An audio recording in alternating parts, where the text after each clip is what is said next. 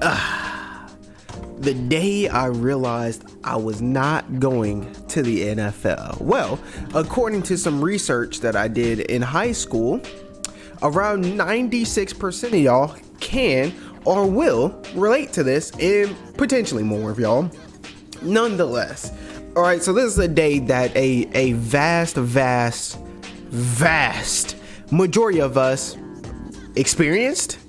Most of y'all, according to my YouTube analytics, are my age, and most of y'all are going to experience the day I realized that I was not gonna play in the NFL. Now, actually, you know what I want to do? I want to tag some other like football creators, like strong opinion in sports or people like that, and see if they would actually share their story about the day they realized they were not going to go to a professional football league. But nonetheless, let's tell mine. So to give like a quick going up, when I first started playing sports, well, baseball, I was terrible. I didn't know what the fuck I was doing.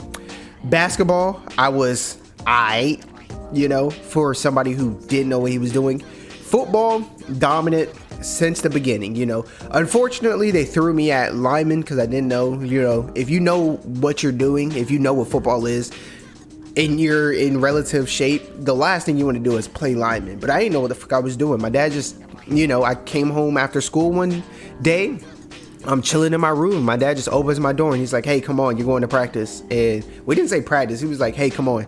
And I just ended up at football practice. Nonetheless, I ended up, he ended up taking me for the first, the rec years. And then, then he just stopped taking me. And when I got to middle school, I was like, I heard them say football, and it's like I didn't even think about it. I just signed up. Like, it's like, what I'm saying? Well, in hindsight, I probably was like, football? That's cool. I played that before. Jumped up and get it. But when you look back in hindsight and you can't really remember all the context to what you were thinking, it kind of just feels like, some supernatural, me, I would say, Jesus. But I realize that not all of you are religious, so I try not to like push that on people. That some supernatural force just lifted you up and carried you to go play some sport. But nonetheless, in rec, besides my first year or two, no, I played for 3 years because I was on 3 different teams. I was a Bulldog, a Tar Heel, and then a Falcon. So besides my first year as a Bulldog, my last 2 years of rec ball, I made the All-Star team. I made the I was on the All-Star team. I was balling. I remember there was one game where they put me in as defensive lineman, and I don't even know what a defensive lineman does. I don't know nothing about it. All I know is see ball, go get ball, and I'm wrecking the field, dude. I'm taking the stuff off. Like, they put me in for like, it's rec ball. You're paying to play, so they have to play everybody. They don't have a choice. So they just threw me in because they're like, oh, whatever. And I go in and I'm in the backfield every play. And I remember I get off the field. He's like, "Yo, can I?" Like, it's a joke, obviously. But he's like, "Yo, can I get your autograph?" And I didn't know what the fuck that meant. But I just laughed and walked off. So I was pretty dominant nonetheless, right? In middle school, I wasn't dominant, but I was pretty good. 6th grade. I don't know what it is, but no matter what, I always start from the bottom everywhere I go. So 6th grade, they didn't really notice me, care at all. But, eventually, I remember it was like 8th grade or so. We were at a camp thingy. They moved me to linebacker. I go crazy at the camp, and they're like, I remember the moment my coach realized that I was a pretty good linebacker. They threw me in as like the scout team because they were practicing some offensive plays. Because we have 2 middle schools. You get together for high school. We have 2 middle schools, 1 high school. So you're rivals, and then you play together. So, as a camp, we come together, this, that, and the third. So you get it. And we're there, and they give me a dummy, and they say, "Hey, play linebacker for us. We don't have anybody else." And every play, I'm over here smacking the running back with the bag, and it was a pretty big bag. So every play, I'm hitting everybody with it. And I remember, I'm looking at somebody. I was like, this damn bag is slowing me down. And my coach is like, "Gordon." And I'm like, oh, fuck, I'm getting in trouble for saying damn. And he's like, "Hey, you're doing pretty good. Like, have you played linebacker before?" And I played linebacker ever since. But To fast forward, the day I realized I was not going to the NFL was it kind of started to, this wasn't something that just happened, right? It just kind of, it slowly creeps up on you. You just slowly start to realize, like, this is not happening. Like, you know, there's just a series of events. Like last episode, I told you that you know, we got new coaches and they're coming to our school and they see a 5'7", 180-pound linebacker that runs a 5 flat and he's a senior. They're not starting that kid. They're not even looking at him, which they didn't. They didn't look at me. They were like, oh, you're a good kid and all, but you're not playing linebacker for us. You know, you can be on the scout team. You can practice all you want. You're not playing for us. That's just how it was. But it started to creep up on me, you know, because remember I told you in the last episode that I knew, I had a strong feeling that JV game against Wayne was going to be my last game I ever played. Well, that's because I just started to notice the level, because my whole life up until up until about 10th grade, I was the best athlete because I played football every day after school in the off season with my friends and people in my neighborhood, and I was always the most athletic. I was the best football player there. I could do everything. I could throw, I could catch as good as everybody, I could run people down. I was the best athlete in my neighborhood is what it felt like. Everywhere I went, I was a good athlete. You know, I'd go to the waterfront, I played against, you know, sometimes even adults would come through and I'd be able to keep up with them, this, that, and the third. So everywhere I went, I was one of the best athletes on the field. Even in middle school, you know, even with like the great players, we had a dude, you know, some really good players. I'm able to keep up with them. I'm on the same level as these guys. But 10th grade hits and I'm starting to notice that, you know, freshmen are taller than me. You know, there's people that aren't even starting that lift more than me.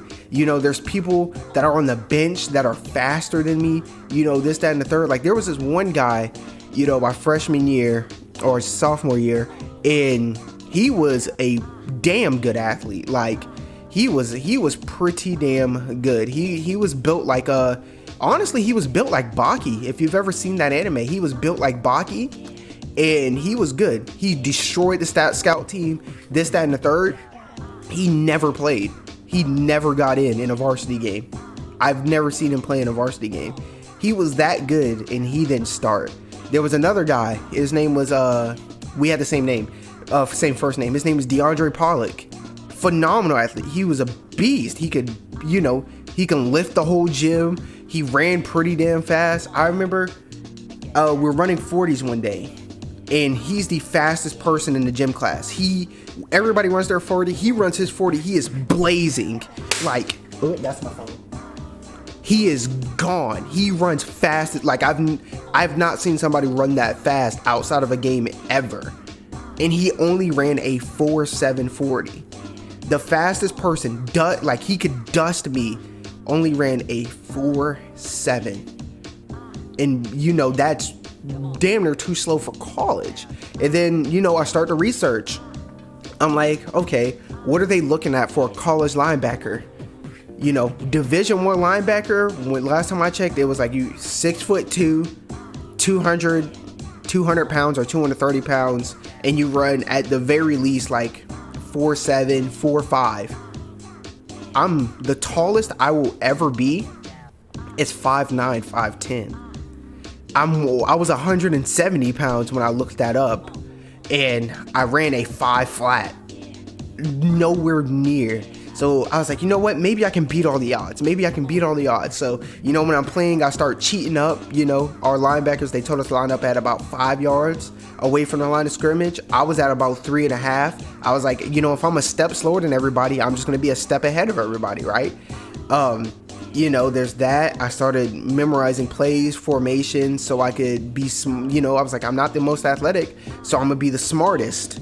Right? And there's just a bunch of moments where you just realize, like, damn, people are more athletic than me. Like, I remember in practice one day, there was this freshman, right? And now he plays for the University of South Florida. Look it up.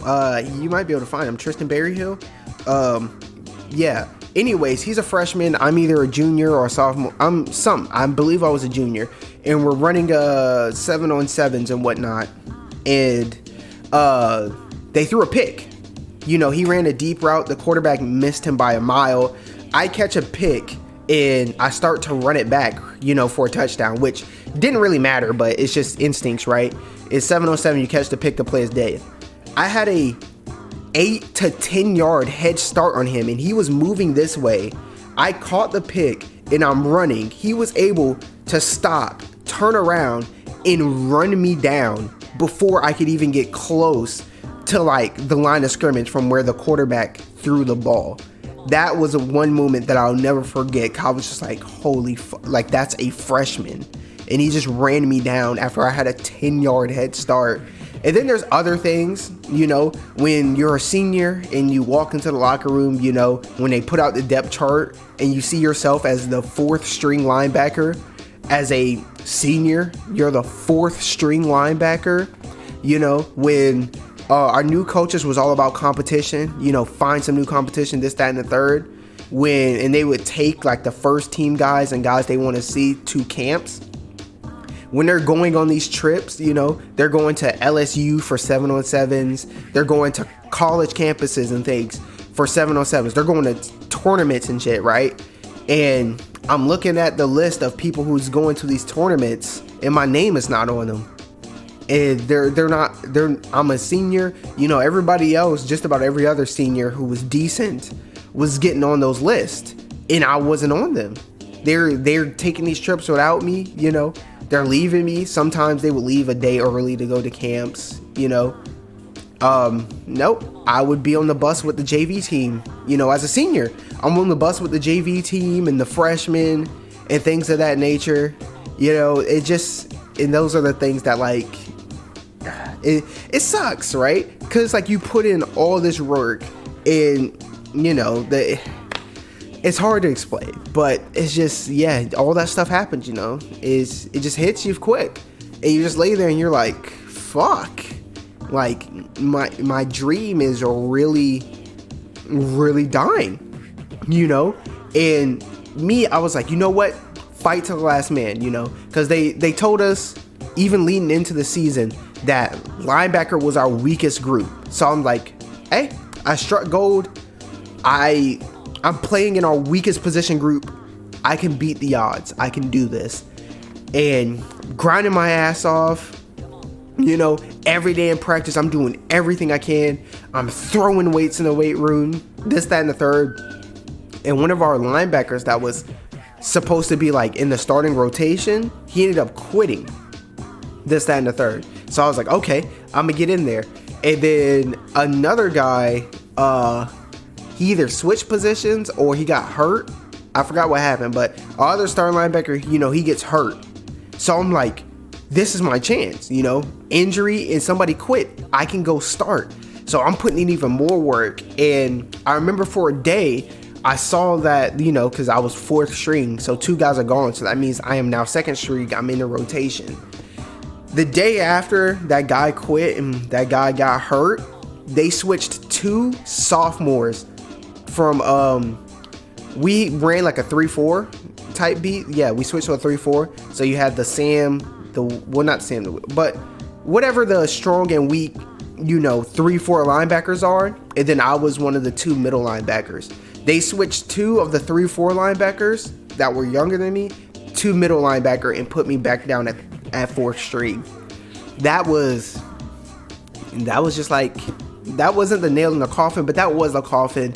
And that's when I started to give up, because just like, wow, I was really about to get my time to shine and prove myself, and instead of giving me my chance, they moved somebody else to linebacker. And they're younger, they're taller, they're a little bit faster, they're slightly stronger, but I believe that was more smart. I had more game experience, but it was ass. And then the nail in the coffin was I broke my finger in a training drill. If you play defense, the tackling drill, I don't know what they call it there, but club up, they tell you to practice clubbing up, lock them up, getting them in that tackle to like hold them up, somebody else come punch the ball out. So I don't know how pads are nowadays, but we had like the old pads where put your shoulder pads on and you have the belt buckle. I went to club up and the one time, like, my hands were like this, and my middle finger got caught on one of those belts, and I broke my finger in place. And yep, that was pretty much the nail in the coffin for me, man. That was, it wasn't the day I realized I wasn't going to the NFL, but it was the day I realized. And I remember I started compromising. I was like, okay, if I can't go to the NFL, if I'm not going to be an NFL star because I'm not that athletic, how much does the practice squad make? Started researching the practice squad and how much they make and how that works. And I was like, okay, that can work. I can be on the NFL practice squad, make a decent, they get paid a good amount of money compared to other jobs, right? So I was like, I can make that would give me a good amount of money, and I could also do YouTube on the side, that'd be some great videos. But then I was like, there's some great players, like, I'll get into that later. So I was like, okay, so maybe I can go to like a D3 college. Most D3 colleges are private schools, so that would cost a lot of money. So I was like, maybe JUCO, something. And I just started realizing one thing you should do is watch like Division III football. Go watch JUCO football, especially like Last Chance U. Look at how athletic those guys are. And they don't even get close to, like, most of those guys didn't get close to making it into the league. Go look at a guy, like the Hawaiian quarterback that passed away, threw the most touchdowns in college football history, and you've never heard of it. There are so many phenomenal athletes. There are so many great players who did just insane things that never make it. And as I started seeing more and more of these players that were so much better than I would ever be, especially athletically, and realizing that these guys are going to like D2. And then I started to also look at my coaches, and one of our coaches, our strength and conditioning coach, was this mammoth of a dude, right? He was built like Biscuit Oliver off of Bonky. He was built like that guy, and he didn't make it to the league. He played Division II, built like that, and he's you know what I'm saying? Our coach, our linebacker coach, I don't know if he still holds the record, but he holds the record at I think it's Arizona. It's one of the schools out there he holds the record for most tackles at the school, and he didn't even make it to the league. We had a coach, our assistant linebacker coach, he played for the Florida Gators. He played there. He got to tryouts, he got injured, but he didn't even make it. As good as he was, he didn't even make it. Our quarterback, we had a quarterback that could power clean close to 300 pounds. An absolute phenomenal. He threw a beautiful ball. He's a phenomenal athlete, just great. And he goes to college. They move him to linebacker, and now he's back in town. Like, he didn't even make it. He played quarterback. One of the fastest people on the team. He was he could power clean 300 pounds. He didn't make it. Just seeing these phenomenal guys, and they didn't make it. And then it all just started to, because when you're trying to do something like make it to the NFL, when you do something like this, where you're trying to make it on YouTube, you have to be pretty much insane. You have to be delusional, because it's so hard. It takes so much time. It takes so much talent to pull this stuff off, that if you have any kind of logic, if you have any other thing, you're not gonna, you know what I'm saying? Like, doing YouTube, trying to make it to the NFL, there's no plan B. There can't be a plan B, because if you have a plan B, that plan B is so much easier and so much more stable than trying to do this, that you're going to do that. And that's when my downfall happened. When I wanted to play in the NFL and I realized that I needed a plan B, that was the end of it, because it's like, you got to do it. It's going to be more like, once you start looking at plan B, like, get a job, do this, and this, it's so much easier to get a job than to get a college scholarship to go play football.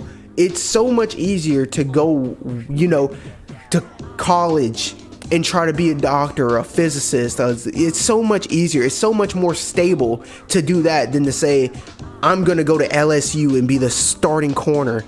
You know what I'm saying? So yeah, it was a bit of a long one, you know, kind of dragged it out. This is why you're supposed to write scripts. If I tagged anybody in this and they actually watched the video, they definitely didn't make it to this point. But that's when I realized I was not playing in the NFL, man. It's just, it's tough. But nonetheless, you know, it is what it is. I'm here now. There's no plan B. This is my thing. This is what I'm going to do. So, hey, I believe I'm delusional enough. You know, I'm insane enough to keep doing this. And I know that I will make it one day. And I'm going to look back on this dream that I had to play in the NFL and how delusional I was to think that I was going to do it and laugh at it, you know, when I'm successful and this, that, and the third. But yeah, that's damn, man, that's tough. I didn't think it would get like this emotional to think about that. Just like, damn, like all those days, you know, I used to walk, especially like in the off season between my 10th grade year and my 11th grade year and my 11th grade year and my senior year. I used to walk 45 minutes to a gym, workout, walk 45 minutes back home. I used to walk 45 minutes to the gym. It also had a soccer field. I'd play football all day, play football for hours, walk back home. There was one day I walked 45 minutes to the field. We played all day, all freaking day. And I was so sore that I had to call my mom because I could not walk that 45 minutes back home.